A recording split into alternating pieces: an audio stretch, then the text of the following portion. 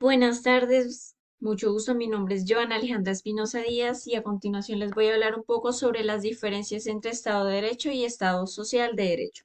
Primero que todo, debemos hablar de que el Estado de Derecho es una forma de gobierno que se encarga de aplicar y hacer cumplir las leyes en general. En este estado, la ley está por encima de cualquier ente y además cada decisión que se tome se debe realizar bajo un marco legal estrictamente.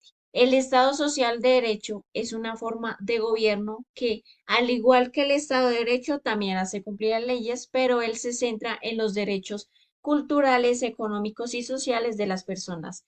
Él vela por el bienestar de las personas y se centra principalmente en los derechos individuales y colectivos. Tiene como función asegurarse de que las personas tengan una vida digna. Como diferencias del Estado de Derecho tenemos todas las personas deben ser tratadas por igual y así como todos tienen derechos, también tienen deberes. No importa que las personas tengan poco o harto, todos deben cumplir esas leyes. También está la protección de derechos humanos y las acciones las cuales deben ser estrictamente realizadas y tomadas bajo la ley.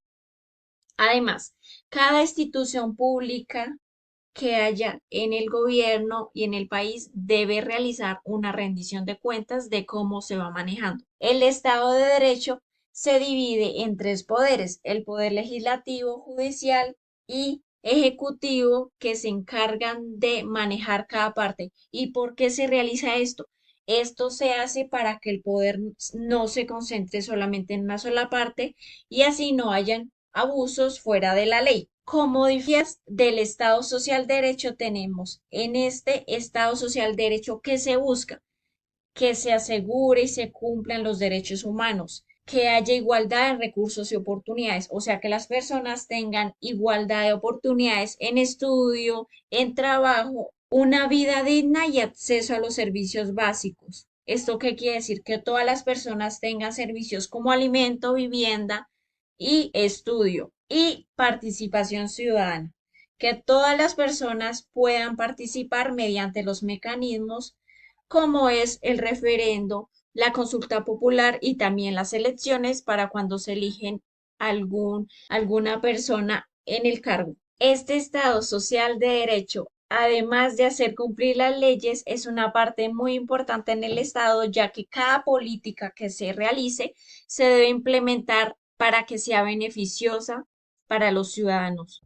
Ahora, ¿qué es el nuevo constitucionalismo? Es una corriente jurídica y política que surgió en América Latina a finales del siglo XX e inicios del siglo XXI a causa de las crisis que estaban sufriendo los gobiernos en ese momento. Sus características principales son la inclusión de los derechos humanos en las nuevas constituciones, más participación ciudadana en la toma de decisiones. Esto quiere decir que las personas de ahora en adelante podrían participar en referendos, consultas populares y además alzar su voz si no están de acuerdo con alguna decisión que se haya tomado.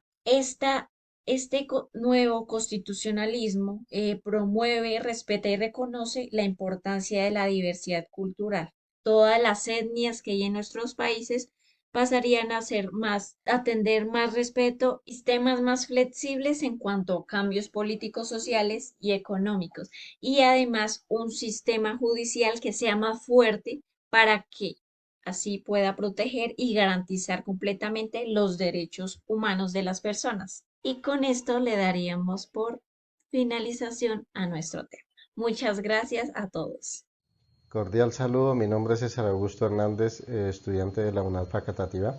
El día de hoy me corresponde hablar de la Constitución. La Constitución es una serie de normas plasmadas en un documento en algunos países con el propósito de proteger los derechos fundamentales de las personas.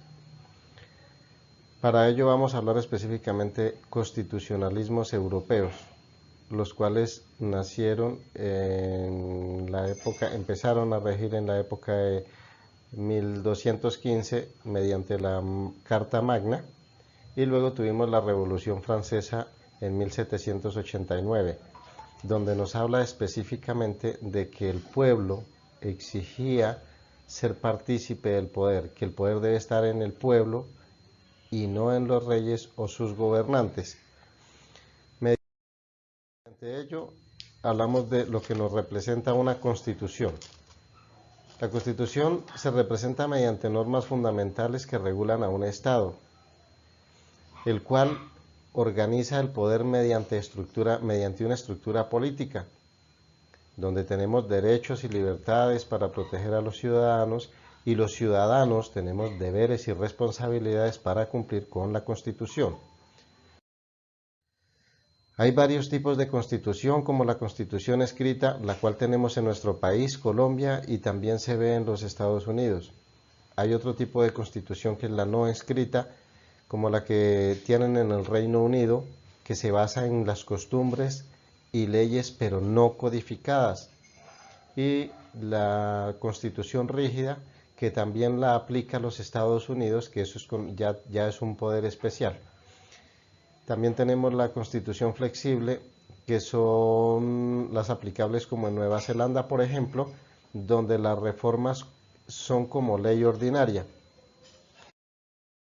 En ese orden de ideas, la conclusión nos dice que las constituciones ordenan y protegen los derechos de un Estado. Y mediante esto también nos indica que esto inició en Europa mediante la Carta Magna y en 1789, también con la Revolución Francesa. Y en conclusión nos dice que conocerlas es comprender el funcionamiento de un Estado y su constitución. Muchas gracias.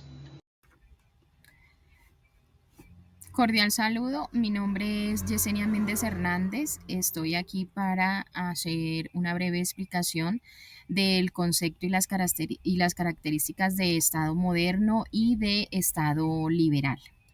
Empezamos con la definición del Estado moderno, y es que él se caracteriza por la centralización del poder en una autoridad soberana en un territorio en específico o población específica, ya que tiene la capacidad de establecer leyes y de administrar recursos mediante una burocracia organizada o un modelo de organización formal y racional.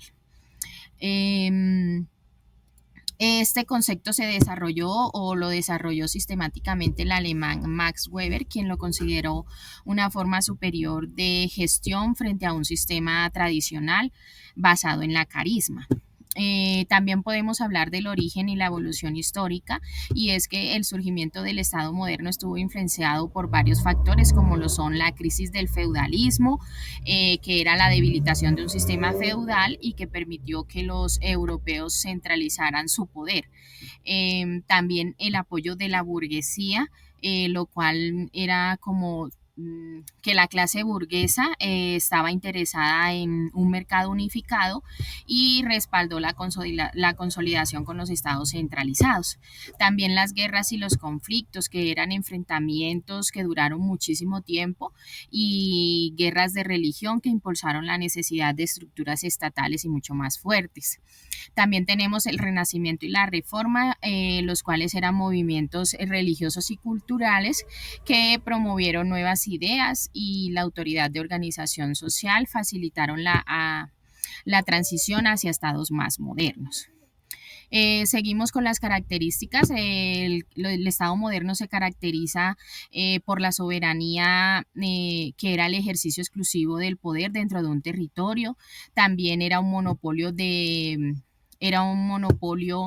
el cual significaba que, o lo definió Max Weber como un sistema el cual se podía confiar, la organización de la administración, el sistema legal unificado de leyes, donde nos decían que podían ser, que pudieron ser codificadas para los ciudadanos por igual, la identidad nacional, que promocionaba pues que cada persona podía elegir su cultura, su religión y demás, la cohesión del Estado social y varias cosas más. También tenemos los tipos de Estado moderno, el cual podemos tener el absolutista, que es la concentración del poder en una sola figura del monarca.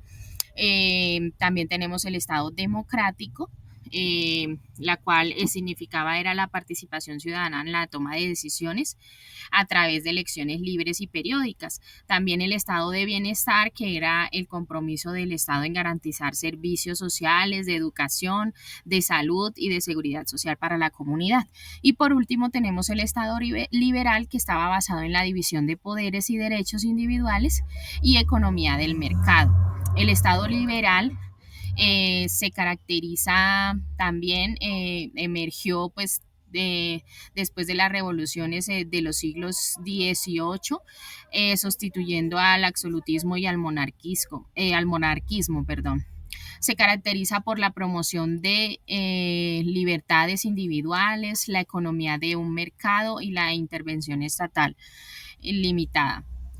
También otra de sus características fundamentales era el Estado de Derecho, en los cuales los ciudadanos eran incluidos y los gobernantes también sometidos a una misma ley. La separación de poderes, que estaba inspirada en Montesquieu, el cual decía que se divide el poder en las tres ramas, como son la rama judicial, la legislativa, la legislativa y la rama legislativa, la ejecutiva y la judicial. También otra de las características del Estado liberal era una economía de mercado que fomentaba la libre competencia y también respetaba la propiedad privada y los intereses económicos de cada quien. Muchas gracias. Hasta luego.